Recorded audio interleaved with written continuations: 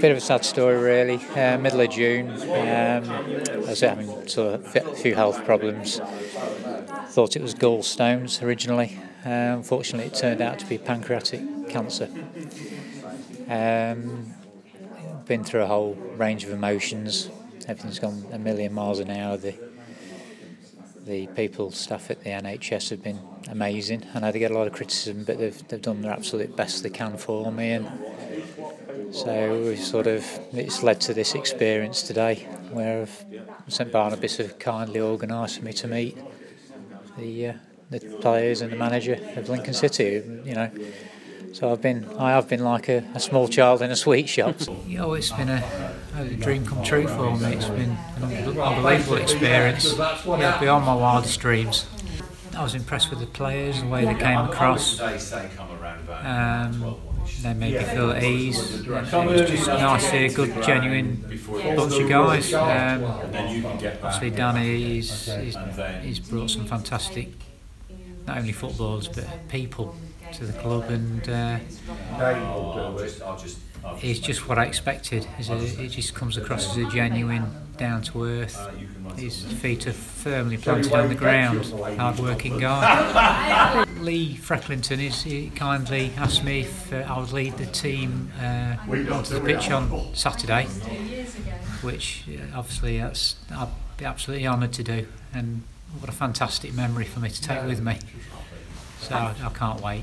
Obviously it's about trying to win on a Saturday, but you're trying to create something for the greater good. And do you know what? And I say this to the players all the time.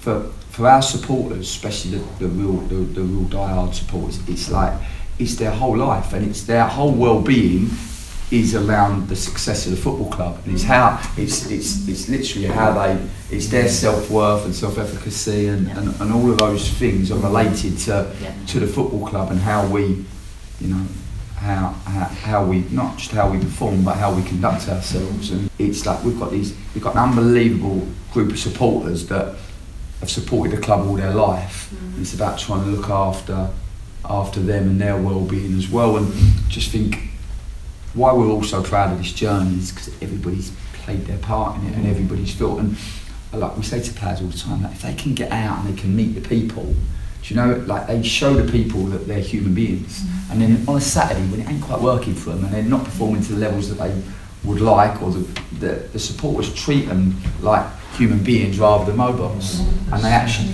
give them a bit of empathy, and they give them and it helps everybody. It helps everybody, but because that's why you do things, don't you? You do your job in the hope what you say, because you might make a difference. You just want to make somebody's life. You know what it means to the support. Like I go to bed honestly every Friday night, always with the feeling of I know what it means to people. As a football manager or as a football player, you get this really privileged position where people will listen to you, even when you're talking rubbish. So you're probably in a position where you can influence, really vulnerable people and that affect nobody them. else could reach. Yeah, exactly. And then you can actually do something that's much more important than 3 points to everything, but much more important than 3 points. And no, it's a good time to score, and a really important victory for us. And that was for Tim Smith. That was. We met him Thursday, and he really touched all of us. And we were really determined as a group to get a win for him. And yeah, it was a good time to do it. And it felt, I don't know, I was really calm when we scored, which I'm not normally particularly late on, but it just felt really right there. So it was a good day for us. It was a lovely moment when Tim led the team out of the tunnel, wasn't it? And great. Well, it's really important, for us that our supporters have given us an unconditional amount of support since day dot, and relationships are always a two-way thing, aren't they?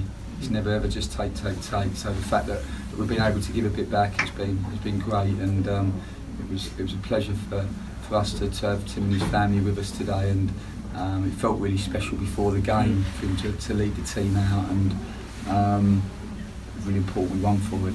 Yeah. But he really wanted a win, so we're pleased we were able to get on the right side of it in the end.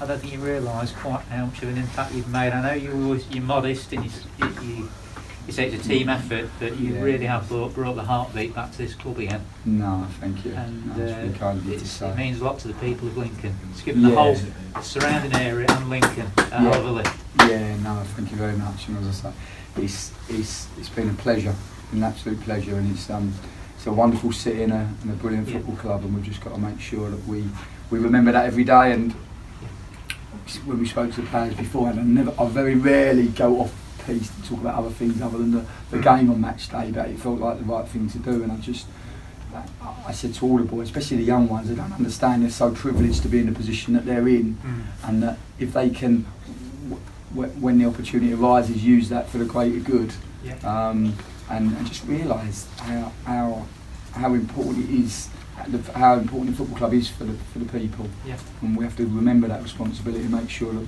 we turn up with that close at the forefront of our minds every time we train and every time we prepare, because that's the minimum that we can do.